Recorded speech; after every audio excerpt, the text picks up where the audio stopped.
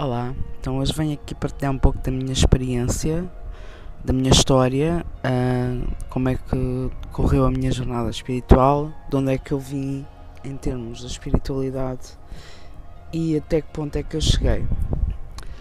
Então, eu era uma pessoa que era considerada ateísta durante toda a minha vida, não é? Toda a minha infância, adolescência, sempre fui muito ensinada pela minha mãe, pela minha avó, pelo meu avô, que não havia nada disso, que a espiritualidade era tudo uma treta, que não havia Deus, que se existia, porque é que havia tanta guerra, porque é que havia tanta coisa, porque é que havia tanta maldade.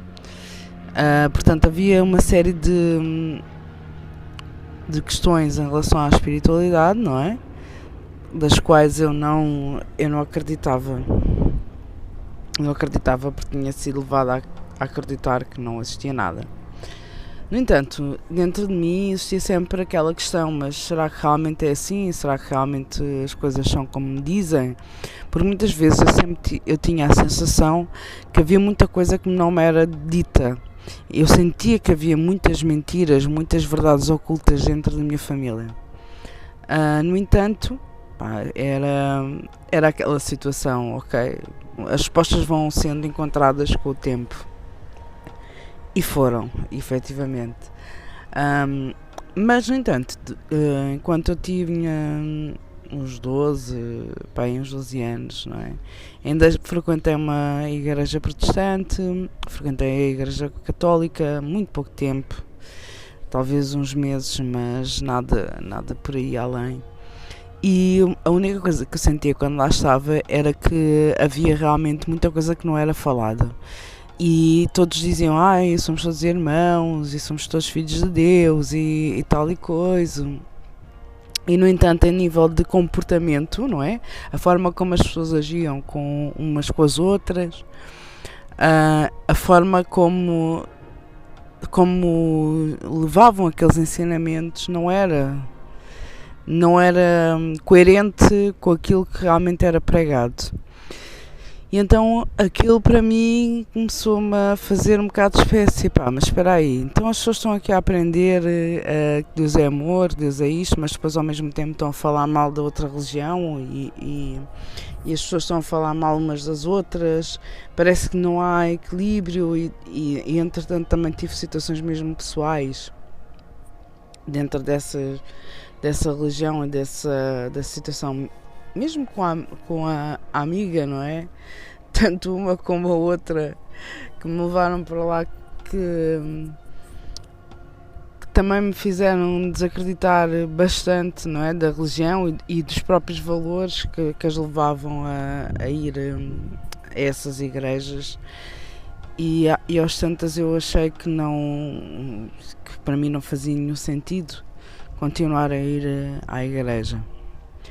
Então, pronto, decidi ser ateísta, comecei mais a focar-me em ver os famosos, a fama, etc. Gostava muito de ir ver concertos, adorava ver concertos, vibrava muito com a música, era super, hiper, mega fã dos Backstreet Boys, cantava todas as músicas em casa, dançava, imaginava-me a fazer shows, enfim. Essa era o meu escape da realidade. E entretanto, mais tarde também tive uma fase mais rebelde, não é? Muito rebelde, em consumir drogas, fumei ganzas, experimentei ecstasy, enfim, fiz uma série de loucuras, não é?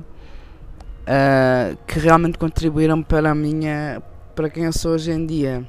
Hoje em dia eu consigo perceber uma pessoa que fuma, eu deixei entretanto de fumar, mas consigo perceber uma pessoa que fuma, porque já passei pela experiência, consigo entender uma pessoa que não que não gosta da espiritualidade em si, porque também já fui ateísta, portanto não acreditava em nada, então todas as experiências que me aconteceram nessa fase de mais rebeldia foram essenciais para hoje eu ter a capacidade de entender também os outros. Depois, mais tarde, com o passar do tempo e a trabalhar e a fazer sempre coisas muito idênticas, chegou uma fase da minha vida ali por volta dos 28 anos. Antes disso também já estava ali numa fase mais de isolamento, em que passei por uma depressão profunda e comecei a questionar toda a minha vida. Primeiro não tinha casa própria, não tinha marido, não tinha, sei lá, não tinha uma estrutura, mas também não tinha grandes objetivos. Estás a ver? Não havia aquela... não tinha nada assim que me fizesse vibrar, não é? Também não... Quando olhava para a questão de ter um marido ou construir uma família, também não era esse o meu objetivo principal. Na realidade, a minha grande aspiração era ter uma carreira bem sucedida. Essa era a única coisa que me motivava mesmo para ser independente, porque acho que a independência para mim era o mais essencial, porque eu vivia na casa dos meus avós. A minha avó tem uma personalidade extremamente tóxica, é daquelas pessoas que diz sim, está tudo bem, mas depois recrimina-te por uma série de coisas, culpa-te por tudo, que todos os seus erros, não é, são culpa tua, não é? Todas as tuas falhas são culpa tua e ainda prejudicas a pessoa. Enfim, ela arranjava sempre forma de nunca reconhecer um erro dela, não é? Embora eu até tivesse a capacidade de reconhecer os meus próprios erros, e então eu era sempre amada fita e não só, ela acabava sempre por arranjar forma de humilhar e destilar veneno junto de vizinhas, das minhas amigas. Eu tive episódios em que fui realmente muito envergonhada por causa da minha avó, porque a minha avó chegava lá e falava mal com as minhas amigas, ela gritava com elas, destratava-as porque dizia que elas estavam a desencaminhar, quando na realidade eu andava com elas porque queria, não é? Eu nunca fui uma pessoa caseira e a minha avó queria sempre me controlar-me assim a um nível extremo, não é? Queria que eu ficasse em casa, queria que eu fosse a pessoa que está sempre a limpar a casa, está sempre a arrumá-la, e eu sou exatamente o oposto. Eu não sou essa pessoa. Eu sou uma pessoa que gosta de sair, eu sou uma pessoa que gosta de ir para a natureza, pá. Eu não sou uma pessoa que vive para cuidar da casa. Isso para mim não faz sentido. Sim, é necessário arrumar eventualmente o quarto, sei lá, uma vez por semana. Estás a ver? Eu não sou aquela pessoa que tipo, eu tenho que arrumar, eu tenho que deixar tudo limpinho, arrumadinho todos os dias. Isso não existe para mim. Eu não sou essa pessoa. É claro que com o tempo eu comecei principalmente quando fui viver sozinha, comecei a ter mais esse cuidado, não é? De arrumar mais o quarto, fazer cama, etc. Mas eu, quando era mais nova, não fazia rigorosamente nada disso. E sinceramente em casa eu sentia-me tão pesada, tão cansada, que eu nem sequer tinha a capacidade de o fazer. E eu não entendia porquê, mas depois mais tarde, quando fui viver sozinha, não é? Embora num quarto alugado, eu comecei a perceber porquê. E antes disso, pronto, achava que realmente a culpa era só minha e que aquela situação era única e exclusivamente da minha responsabilidade. No entanto, eu vou passar a informação do que é que gerou isto, não é? Porque foi o que eu descobri depois, mais tarde, com o meu despertar espiritual. No entanto, queria deixar aqui esta parte. Eu era uma pessoa extremamente... Eu já tinha tido uma depressão anteriormente, por volta dos 12, 13 anos, nessa altura, quando eu também andei à procura um bocado da espiritualidade, talvez porque tivesse a precisar mesmo disso, de fé, não é? Para poder conseguir viver, conseguir ter alguma alegria, mas não encontrei isso nas religiões, efetivamente. E pouco tempo depois, por volta dos 13 anos, mais ou menos, tentei-me suicidar. Foi aos 13 anos mesmo. Foi na altura em que, foi pouco tempo depois de eu ter ido a um concerto que eu adorei, que era dos Backstreet Boys, que eu manifestei isso. E manifestei muito bem. Foi assim um dos momentos mais felizes da minha adolescência. No entanto, sentia um grande vazio dentro de mim. E então foi quando eu tomei vários comprimidos para me tentar matar. E a minha avó percebeu-se que eu estava muito silenciosa, tinha acabado de estar com ela, porque eu quando ficava nervosa eu gritava mesmo. Gritava ao ponto de toda a gente ouvir, mesmo vizinhos. E de repente parei, entrei em pranto e pronto. E ela percebeu que se passava alguma coisa e acabou por me levar para o hospital. Se eu queria ser resgatada, não. Mas acho que tinha mesmo que ser resgatada, porque os meus guias na realidade nunca me permitiram que eu fizesse, que eu concluísse, chegar mesmo ao ponto de me ir embora, não é? E pronto, e entretanto, depois dessa tentativa tive que aceitar que pronto, era necessário viver, era necessário, porque certamente haveria alguma coisa que eu teria que fazer enquanto ainda estivesse viva. E pronto, foi isso que eu então comprometi-me, foi aproveitar a vida, e daí ter começado então a ir sair e a viver a vida ao máximo, enfim. Foi depois dessa fase, não é? Desse suicídio que eu disse, agora vou aproveitar a vida e vou experimentar tudo o que eu tenho para experimentar e não quero saber. E pronto, e depois entretanto comecei a acalmar por volta dos 20 e tal. Dos 20 e tal, assim, depois de ter acabado o meu curso, o meu 12º ano. Fiz um curso técnico administrativo, acabei por terminá-lo aos 21. Durante essa fase também passei ali alguns desafios, principalmente amorosos. A nível do amor eu não me entreguei, eu não conseguia me entregar, eu não tive um relacionamento sério até hoje. Tipo, um relacionamento sério, tipo duradouro, não é? Tipo que fosse um relacionamento estável e seguro, isso não aconteceu. E porquê? Porque eu vivia maioritariamente amores platónicos, porque eu tinha um medo terrível de sofrer, porque a minha mãe, pronto, foi mãe solteira, e ela era também uma pessoa muito agressiva. Por um lado eu tinha medo de reproduzir aquele padrão da minha mãe, por outro, meu pai deixou-a, não é, enquanto eu ainda era miúda, e eu nunca tive uma figura paterna, então para mim os homens podiam-me abandonar a qualquer momento, podiam-me rejeitar, podiam-me abandonar. E então, antes que eles o fizessem, eu deixava-os, para não sofrer. Então pronto, eu estou aqui mesmo a abrir o meu coração para vocês. Eu gostava que, se de alguma forma a minha história puder inspirar algum de vós, seria ótimo.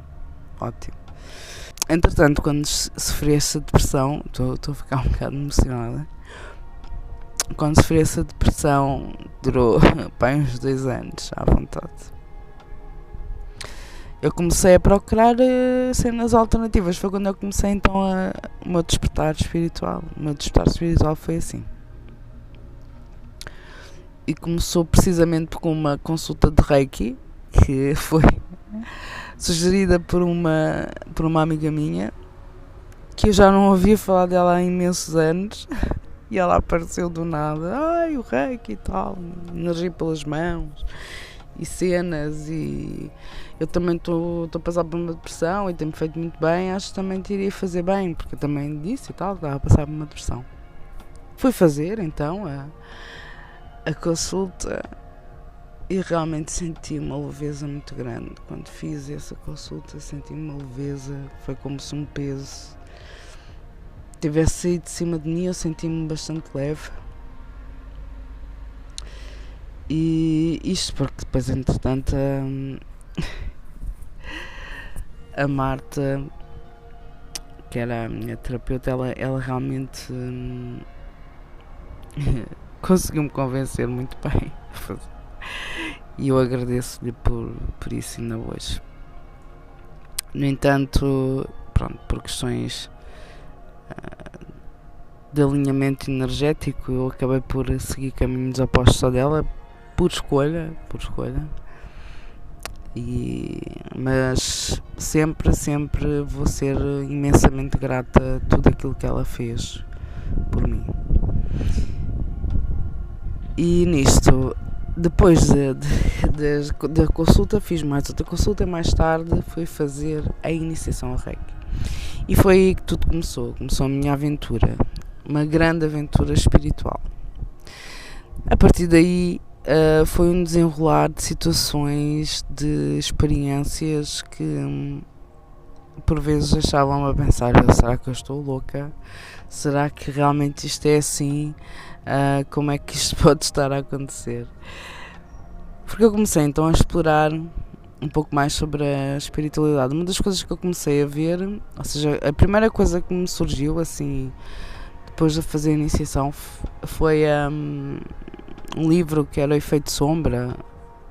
Não, acho que o livro tem outro nome. O Efeito Sombra foi o documentário. É um documentário no YouTube que é gratuito, fala sobre a questão da sombra, que é o Shadow Work. Eles não falam especificamente do Shadow Work, mas dizem quais são os efeitos que a nossa sombra interior tem, o impacto que ela pode ter na nossa vida, no nosso dia a dia, nas nossas conquistas, no nosso sucesso, nos nossos relacionamentos. É muito interessante. Eu realmente sugiro o Efeito Sombra do Deepak Chopra. Eu até posso deixar na descrição do vídeo se vocês quiserem. E eu já tinha comprado um livro, ou seja, com toda essa história, ou seja, provavelmente foi o livro que deu origem ao documentário ou vice-versa. Isso eu não sei, portanto eu não vou dar a confirmação. E esse livro realmente ajudou-me muito a perceber uma série de coisas. E o documentário também. Então eu fui fazer uma leitura da aura numa das feiras alternativas. A primeira feira alternativa onde eu fui fazer uma leitura da aura e foi-me sugerido então ver esse documentário, e foi-me sugerido também ler o livro da Louise Hay, Pode Curar a Sua Vida. Então eu fui ver logo o documentário, adorei o documentário, fez todo sentido. No entanto, o livro Pode Curar a Sua Vida eu só li passado 2 anos ou 1 ano e tal. Eu sei que foi mais de 1 ano, certamente foi mais de 1 ano. E foi tipo uma oferta, não é? Tipo, estava no meu trabalho, eles fazem uma vaquinha, não é? Fazia uma vaquinha para as pessoas quando faziam aniversário, e normalmente não faziam para mim, não sei porquê. Eu nesse aspecto em vários locais eu senti-me um bocado excluída dessas cenas, se calhar porque eu própria me auto-excluía. No entanto, esse ano sim, houve essa possibilidade, então deram-me um vale para poder comprar um livro. Eu fui comprar esse livro, porque eu tinha imensos livros, eu só queria ler, explorar sobre a espiritualidade, saber mais. Fui ler então, adorei o livro, realmente te fala sobre a atitude positiva, as frases positivas, a manifestação, mas de uma forma absolutamente inspiradora. A Louise Hay era das pessoas que mais me inspirou, porque ela passou por situações de vida muito, muito difíceis mesmo. E inclusivamente também violações, não é? Eu também tive uma violação, fui violada pelo meu vizinho aos 5 anos, e há pouco tempo, quando fiz o meu trabalho sombra, eu estava a fazer uma cura com a chama violeta, vi-me numa memória, está a ver? Mais tarde percebi que era mesmo uma memória em que houve uma tentativa de violação por parte do meu tio, ainda mais nova. Tentativa essa que foi impedida pela minha avó, não é? Que assistiu a tudo. Ele nunca mais tentou fazer isso, mas eu sentia um ódio, uma raiva. Eu nunca consegui realmente sentir amor pelo meu tio, e eu não percebia porquê. Essa memória foi um bocado apagada, porque era bastante dolorosa, não é? Mais doloroso ainda era ouvir a minha avó sempre a falar muito bem do meu tio, que ele era o filho preferido. E sempre muito bem a falar do meu tio, e algo dentro de mim dizer-me: ele não é assim tão boa pessoa, ele não é assim tão idóneo, né? E não era. E mais tarde também tive outra experiência com ele que foi bastante difícil. Já não envolveu nenhum tipo de assédio, mas foi doloroso. Enfim. Entretanto, eu irei trazer a minha história de uma forma mais extensiva. Hoje eu já não quero deixar assim o vídeo muito longo, nem acredito que seja esse o propósito para já, mas encontrarei uma forma de trazer realmente a minha história com mais detalhes. Então, estava-vos aqui a dizer sobre a questão da Louise Hay, não é? A Louise Hay também tinha uma mãe tóxica, portanto sofreu de violação, teve várias agressões, enfim, e ela conseguiu, através da fé e da espiritualidade, neste caso até foi numa igreja, transformar a vida dela em amor, não é? Em trazer essa... aprendeu a ser o seu pai, a sua mãe, e passou a ser um exemplo de amor incondicional. E pronto, os livros dela são inspiradores, portanto, se não leram nenhum, eu recomendo todos, porque todos foram feitos com essa energia, não é? Com essa energia de muito amor.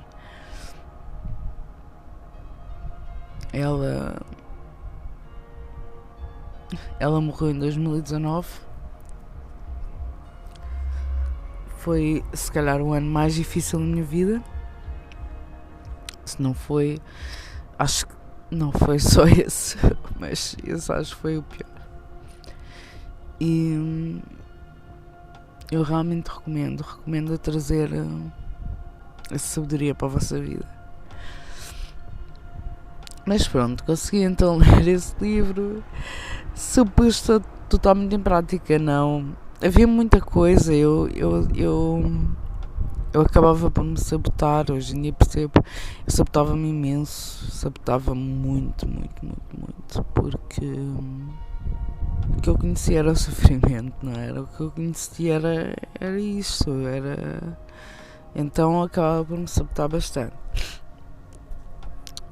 Mas ainda assim, continuei a minha jornada, continuei a aprender coisas novas. Muitas das limpezas que ia fazer, quando comecei então a frequentar os centros de Umbanda, neste caso com a Marta, os guias faziam sempre várias limpezas. Isso contribuiu muito para me libertar de muita coisa, traziam mensagens.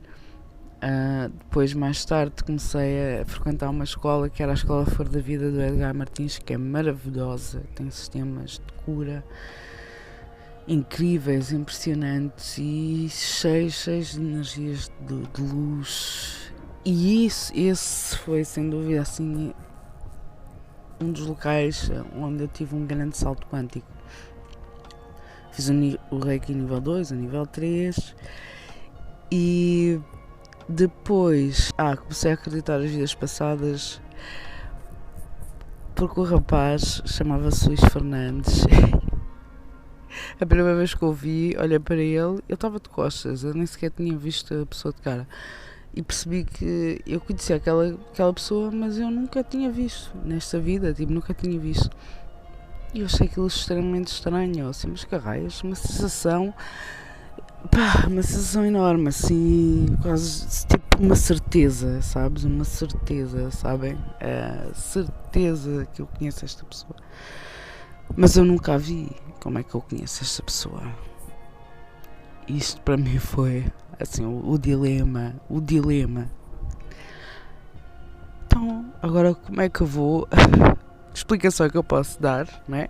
A mim mesma, uma explicação lógica, sim, porque eu sou, embora agora seja toda sensitiva, intuitiva, eu sou capricorniana e as capricornianas tendem muito a racionalizar as situações, racionalizar emoções, sentimentos, sensações mais sensitivas, enfim. E então eu racionalizei aquilo de uma forma, ai meu Deus, que é isto, o que é que está a passar aqui? E fui e percebi depois, isto cenas mesmo do destino, percebi depois, mais tarde, que ele trabalhava no mesmo local que eu e nós entrámos na mesma formação, ou seja, nós entrámos na mesma altura na empresa, em formações diferentes, eu de manhã e ele à tarde no mesmo edifício. E eu assim, oh meu Deus, isto não pode ser, isto não pode ser coincidência, é demasiada coincidência. E pronto, entretanto eu comecei a cruzar-me com ele, etc. E cada vez mais sentia aquilo, uma emoção, um amor, que não havia explicação, eu não o conhecia. Mas a sensação que eu tinha é que eu já o conhecia e que já tínhamos uma história juntos. Loucos. E entretanto, achei aquilo estranhíssimo. Numa das meditações que a Marta fazia em grupo, eu fui e fiz uma regressão pela primeira vez e percebi que ele era o meu amante numa vida passada e eu tinha-lhe pedido por tudo para não ir para uma guerra e ele acabou por morrer lá. E eu tinha um sentimento de enorme proteção por ele e percebi que vinha dessa vida e foi uma coisa louca. Sofri imenso. Ele não me ligava nenhuma, não é? Ele não... Ou seja, eu não vos sei explicar. Por um lado, ele sempre estava comigo, era sempre delicado, falava comigo, não...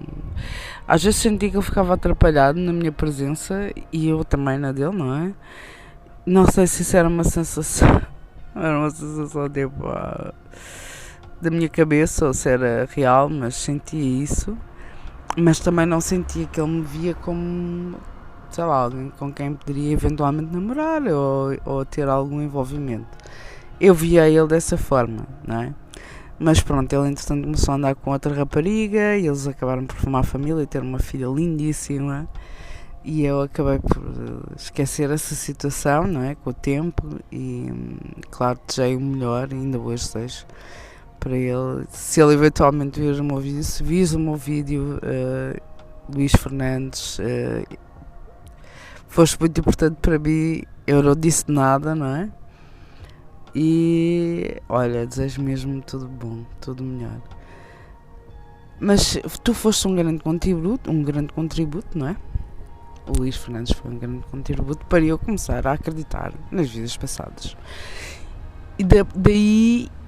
e as leituras da aura, claro, as leituras da aura que eu fazia com outras pessoas, ler as esferas alternativas, depois ia às noites de cura, que eram uma cena maravilhosa que eu adorava, em que a gente dava um donativo e recebia uma mini leitura, e então iam buscar tipo situações de outras vidas e faziam-nos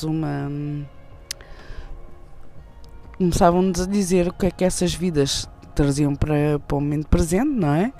E que características de personalidade é que estavam a influenciar ou que situações é que nós tínhamos de curar que trazíamos essas vidas.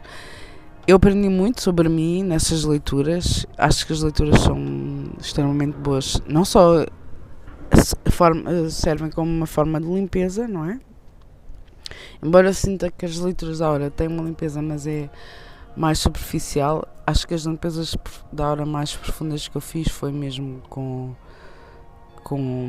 o Alexandre Fernandes, que ele é muito, muito bom. Muito boa as leituras da aura, se vocês quiserem, eu recomendo vivamente. Posso deixar o contacto, é muito bom. Ele é muito frontal e direto e faz tudo muito alinhado e ele realmente tem uma capacidade intuitiva bastante forte. Isto para dizer o quê? Entretanto, as minhas... Às vezes perco um raciocínio, mas eu sou mesmo assim. Eu sou mesmo assim. Entretanto eu comecei então a ver todas essas coisas, a desenvolver muito no meu lado espiritual, a começar a desenvolver a sensibilidade de sentir, a sensibilidade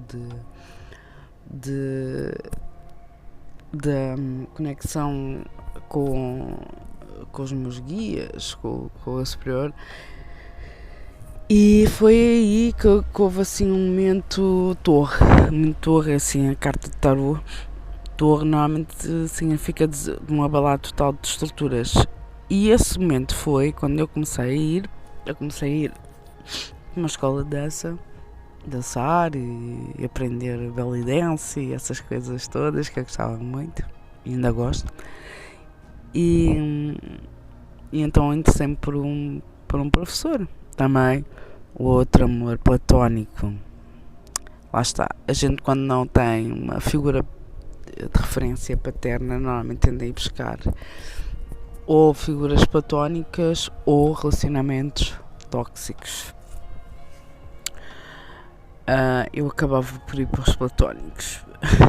Não materializava, não é, a figura do homem, não é, a figura masculina.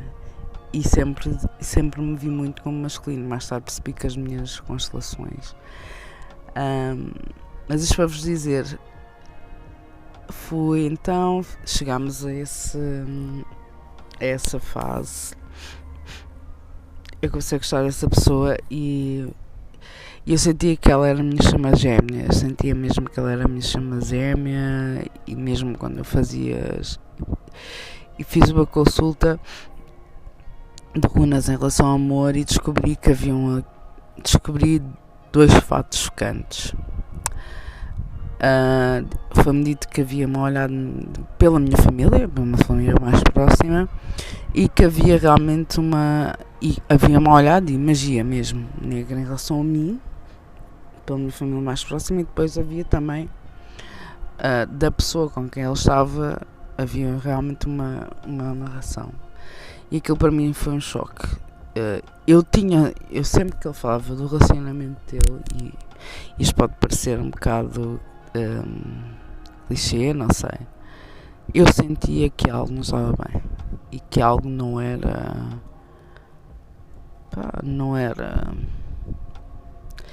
ele estava bem no relacionamento, não sei o quê, mas eu sentia que aquilo não era assim tão, não é?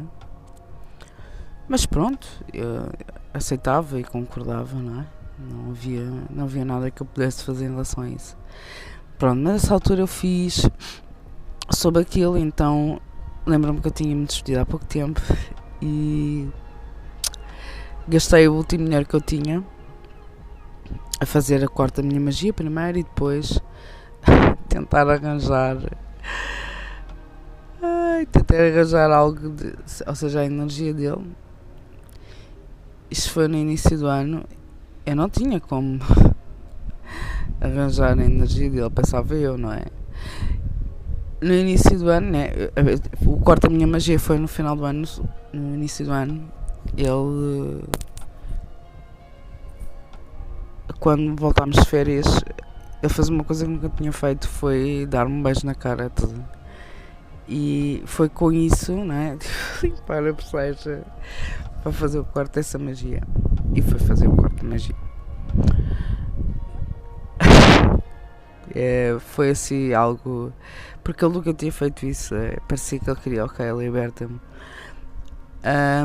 A questão é que, pronto, entretanto eu tentei falar com ele e eu sabia que as magias continuavam a ser reforçadas e não, as coisas não estavam a progredir. Entretanto fiquei sem condições financeiras mesmo para seguir as aulas, tive de sair da escola. Fui ter esta conversa e nessa altura, pronto, uma pessoa que não está habituada a lidar com este tipo de coisas, não é? Porque eu não tinha este tato, eu não tinha tato para estar a falar sobre estas coisas, porque para mim era também tudo novo. Eu era muito impulsiva, de tipo, eu tenho que falar, eu tenho que dizer, eu tenho que... Sabe, eu era muito assim e hoje em dia eu paro, penso e reflito, ok, será que esta pessoa está preparada para ouvir esta verdade? Será que esta pessoa está realmente preparada para assimilar esta situação? Provavelmente não, então eu não digo. Se eu sentir que a pessoa está preparada para assimilar, eu digo. E sei que isso vai ser um livramento, embora a pessoa inicialmente vá sofrer, não é? É inevitável. É inevitável. Mas pronto, senti que tinha que dizer.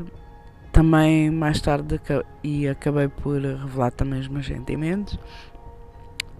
Eu não quis, não é? Eu também tinha essa pessoa, não é? Tinha a família já feita com ela e eu percebi, não é? Não ia... Sabe, coisa que eu não gosto, não é? É de ir contra os valores, estás a ver, de alguém. Se a pessoa realmente tem determinados valores, eu não vou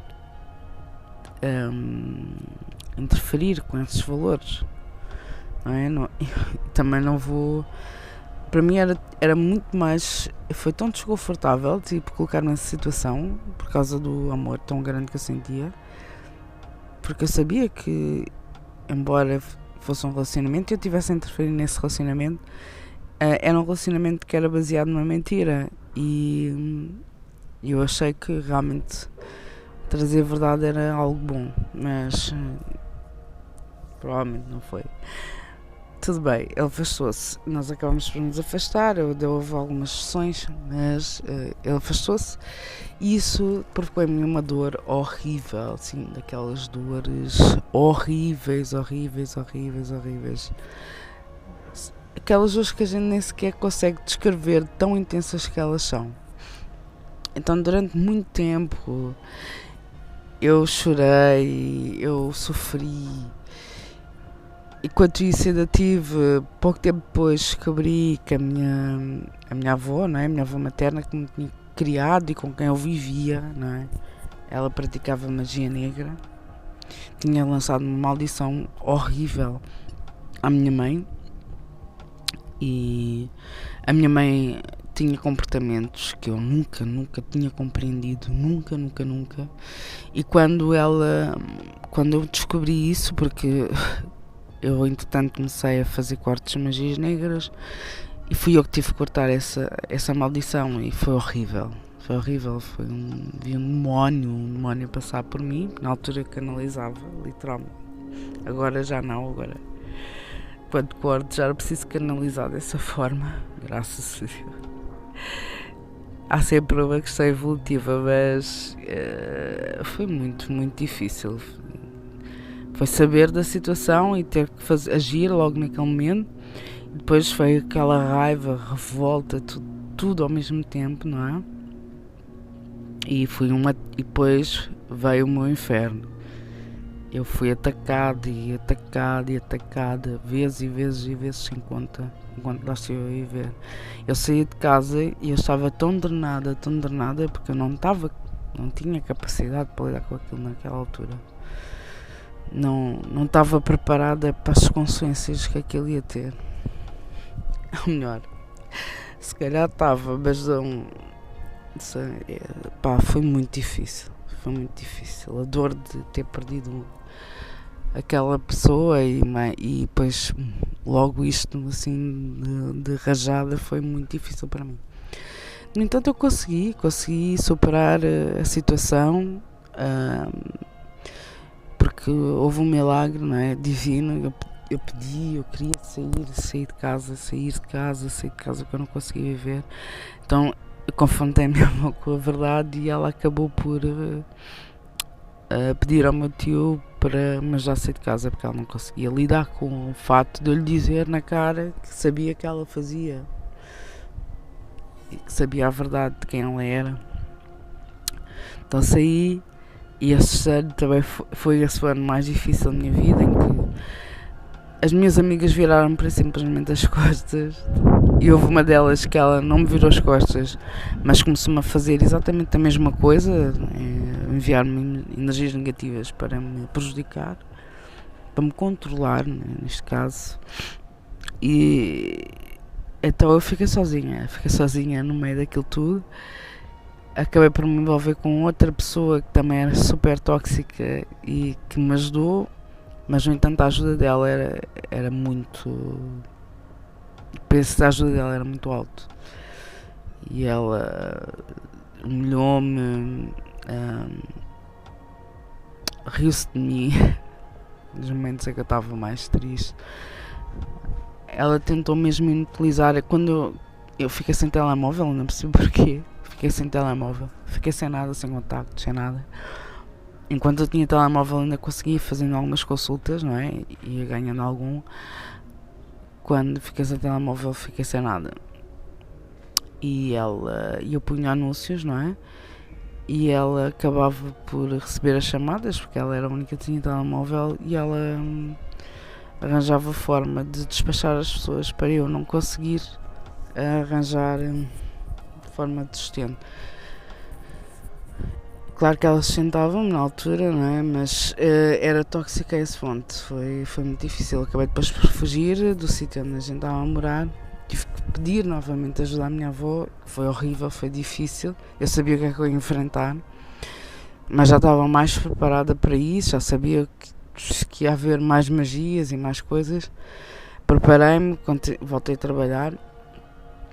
E antes disso ainda fui para a casa da minha mãe, só que a minha mãe também não correu muito bem.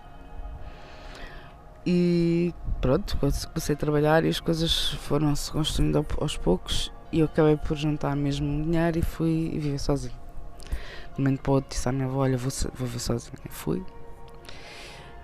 E esse ano para mim foi um ano de muita cura. Foi quando eu comecei a fazer então as constelações familiares com a doutora Joelma Duarte, foram maravilhosas, e comecei a perceber vários aspectos familiares. Trazia uma série de karmas dos meus ancestrais, da minha família. Toda aquela necessidade, aquela vontade de me suicidar vinha do meu bisavô materno, que se atirou para a linha de um comboio e suicidou-se. Mais tarde eu soube a história, contada mesmo pela minha avó. E havia uma série de situações de suicídio na família, também com uma energia tão pesada ali a rondar. É normal. Também ela ensinou-me que quando a gente tem alguém na nossa família que nos faz isso, não é? Que nos faz magia negra, que a minha avó sempre fez. Sempre criou obstáculos. Eu não podia dizer nada, não é? Porque acabava sempre por ser sabotada nesse aspecto. Ela está-nos a empurrar para a luz, porque não é a luz, ou seja, o Deus, eu sei que a gente procura só porque sim. A gente acaba por ir de encontro à luz quando está a ser assolada pelo mal. E realmente sim, fez-me todo o sentido. Pronto, entretanto, eu comecei a tentar melhorar a relação com a minha avó novamente. Consegui aos poucos, mas e acabei por ir voltar a viver com ela, e onde eu estou ainda hoje, mas já não espero por muito tempo. Até já falei com ela que eu não vou conseguir, porque ela magia-me tudo. Ela magia a cama, magia as roupas, magia a comida. O que vale é que hoje já tenho algumas ferramentas que me ajudam então a limpar essas coisas, mas é um peso. Eu chego a casa, é um peso durante a noite, sempre a enviar coisas. Eu acordo cansada, acordo pesada, e a única forma de eu realmente restabelecer a minha energia é estando em contacto com a natureza, fazendo meditação. E isto realmente não é vida para mim, não é? Mas essencialmente eu gostava de trazer estas experiências, não é? E deixar aqui uma mensagem de incentivo para quem está agora a fazer o seu processo de descoberta e de despertar espiritual, que por maior que seja o desafio, por maior que seja a perda, por maior que seja o sacrifício que possam ter que fazer durante essa jornada, Deus só vos põe à prova na medida em que vocês conseguem suportar, na medida em que vocês conseguem evoluir com isso. Então mantenham-se firmes se as coisas ficarem difíceis, e mesmo que cometam erros, tentem remediá-los. Se puderem evitá-los, melhor, mas se os cometerem, tentam remediá-los de alguma forma, porque Deus vai sempre ver isso, e aquilo que vai sempre contar é o quão puras são as vossas intenções em relação àquilo que fazem. Então é isso que eu gostaria aqui de partilhar. Espero que de alguma forma vos ajude no vosso próprio trajeto. E pronto, deixarei aqui alguns outros vídeos também com outras informações, outras histórias, que isto foi assim uma coisa muito resumida até agora. Tá bem? Um beijo a todos.